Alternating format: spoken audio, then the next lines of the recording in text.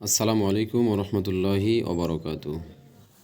আনা আবি হুরাইরাতা রাদিয়াল্লাহু তাআলা আনহু ক্বালা রাসূলুল্লাহি সাল্লাল্লাহু আলাইহি ওয়াসাল্লাম লিল মুমিনি আলাল মুমিনি সিত্তু খিলাসিন ইয়াউদু ইযা মারিদা ওয়া ইয়াশহাদু ইযা মাতা ওয়া ইয়াজিবুহু ইযা দাআ ওয়া ইউসাল্লিমু আলাইহি ইযা লাকিহু ওয়া ইউশাম্মাতুহু ইযা আতাসা ওয়া ইয়ানসাহু লাহু ইযা গাবা আও শাহিদা।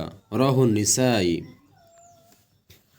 হজরত আবু হুরাইরা রাদিয়াল্লাহু তাআলা আনহু থেকে বর্ণিত, রাসূল আরবি সাল্লাল্লাহু আলাইহি ওয়াসাল্লাম ইরশাদ করেছেন, একজন মুমিনের জন্য অপর মুমিনের প্রতি 6টি কর্তব্য রয়েছে।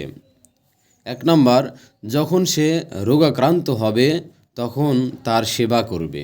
2 নম্বর, যখন সে মৃত্যুবরণ করবে তখন তার জানাজায় উপস্থিত হবে। 3 নম্বর, যখন সে আহ্বান করবে তখন সাড়া দেবে। যখন তার সাথে সাক্ষাৎ হবে তাকে প্রথমে সালাম দেবে। 5 নম্বর, যখন সে হাসি দেবে তখন তার হাসির জবাব দেবে। 6 নম্বর, উপস্থিত অনুপস্থিত সবাইকে তার মঙ্গল কামনা করতে হবে।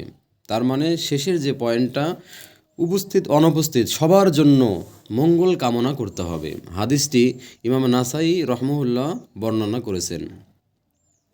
এই যে হাদিসগুলো, একটা মুমিনের আরেকটা মুমিনের কেমন কর্তব্য হওয়া দরকার এই সম্পর্কে হাদিসগুলো বলা হয়েছে। আল্লাহ পাক রব্বুল আলামিন আমাদেরকে এগুলো পালন করার তৌফিক দান করুক, আমিন।